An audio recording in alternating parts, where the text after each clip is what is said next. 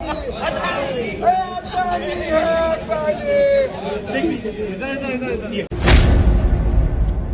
बिहार में हुआ 2 दिन पहले कि वहाँ बीपीएससी को जो लेके जो है वहाँ के नौजवानों ने संघर्ष किया। मैं कह रहा हूँ ना, सिर्फ विपक्ष जिम्मेदार नहीं। नमस्कार जी, आप देख रहे हैं जेपीसी न्यूज चैनल। नगीना से सांसद चंद्रशेखर आजाद पार्लियामेंट के बाहर एक तख्ती पकड़ करके नजर आए। तख्ती पर लिखा हुआ था, तानाशाही बंद करो, युवाओं का दर्द सुनो। सांसद चंद्रशेखर आजाद मीडिया से बातचीत करते हुए क्या कह रहे हैं, क्या है दर्द, आओ जानते हैं। आपने हाथ में होर्डिंग लिया हुआ है, तानाशाही बंद करो, युवाओं का दर्द सुनो, क्या वजह है? देखिए, मैं जिस दिन से सत्र चला है कोशिश कर रहा हूं कि बेरोजगार युवाओं का दर्द जो है वो पार्लियामेंट में उस पर चर्चा। आज भी प्रश्नकाल नहीं चल पाया। ये ऐसा नहीं कि सिर्फ विपक्ष की वजह से नहीं चल पाया, सत्ता में बैठे लोग भी नहीं चाहते कि गवर्नमेंट को सवालों का जवाब देना पड़े।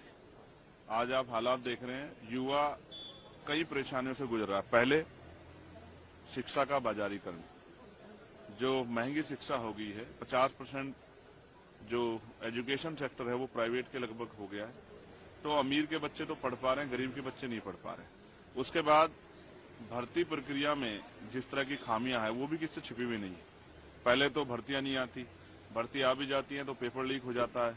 फिर उसमें को भर्ती, एक भर्ती जो शुरू होती है उस 1.5 से 5 साल तक वो भर्ती प्रक्रिया चलती रहती है। ऐसे में नौजवानों का दम घुट रहा है। और इस देश का युवा, जो देश की रीढ़ है, अगर वो कमजोर पड़ जाएगा, वो अपने पैरों पर नहीं खड़ा हो, तो देश कैसे आगे बढ़ेगा। इसलिए मैं कह रहा हूं कि सरकारों ने जो तानाशाही करके नौजवानों का दम घोटने का काम किया, उनके सपनों को कुचलने का काम किया, वो तानाशाही बंद होनी चाहिए। और नौजवान, बेरोजगार नौजवानों का दर्द है वो सरकार को सुनना चाहिए। कब मिलेगी नौकरी? 40, 35, 36 साल की उम्र में जाके नौकरी मिल रही है, 32-34 साल में। जितनी नौकरी का, जितनी दिनों बाद नौकरी मिल रही है, उसके बाद वो इतनी जल्दी रिटायर हो जा रहा है। तो ऐसे में तो जो है नौजवान अपने पैरों पे नहीं खड़ा हो पाएगा, तो ये देश तरक्की कैसे करेगा। इसलिए नौजवानों के दर्द के लिए आज मैं, क्योंकि सदन नहीं चल रहा है, तो सदन के बाहर ये तख्ती लेके खड़ा हूं कि नौजवान युवाओं का दर्द समझा जाए। और उनके जो है, जैसे 6 महीने में अगर कोई किसी जगह पे शिफ्ट रिक्त होती है, चाहे असेंबली की हो या पार्लियामेंट की, तो चुनाव होते हैं, लेकिन बैकलॉग क्यों नहीं भरा जाता। अभी यूपीपीसीएस का जो है नॉर्मलाइजेशन को लेकर विरोध हुआ इलाहाबाद में। बच्चे और बच्चियां, उनका दर्द हम समझ सकते हैं, वो सड़कों पे लेट रहे। अभी बिहार में हुआ 2 दिन पहले कि वहाँ बीपीएससी को जो लेके जो है वहाँ के नौजवानों ने संघर्ष किया। तो सरकार ये किसका कैसे करना चाहती, नॉर्मलाइजेशन हो या और कोई प्रक्रिया हो जिससे युवा नाराज हैं, जो युवाओं के हित में नहीं है। 1 नेशन 1 इलेक्शन की बात करने वाली सरकार 1 टाइम पेपर क्यों नहीं करा पा रही है। तो इस डबल इंजन की सरकार में जो नौजवानों का दम घुट रहा है, वो जो आत्महत्या कर रहे हैं, इसको लेकर मैं चिंतित हूं। एक युवा होने के नाते मैं उनके दर्द को आपके माध्यम से देश के सामने रखना चाहता हूं, सरकार के सामने रखना चाहता हूं कि सरकार जो उनके दर्द को सुने और उनकी परेशानियां कम करने का काम करे। लेकिन सबसे चिंता का विषय ये है कि इतने दिन हो गए, अभी तक सदन नहीं चल पाया है सुचारू रूप से। आज भी एक बार फिर ऑपोजिशन जो है वो आकर यहाँ पर नारे लगाए उन्होंने, मोदी अदानी भाई भाई, इस तरीके के नारे लगे, हर रोज हो रहे। सवाल ये भी है कि पक्ष और विपक्ष दोनों की जिम्मेदारी बनती है नैतिक कि वो सदन को चलाए। आपने कहा कि यहाँ नारे लगे, यहाँ सदन नहीं चलता है, लेकिन अंदर भी तो हंगामा हो रहा। मैं फिर आपसे कहूंगा, मैंने तो देखा है। मैं कह रहा हूँ ना, सिर्फ विपक्ष जिम्मेदार नहीं।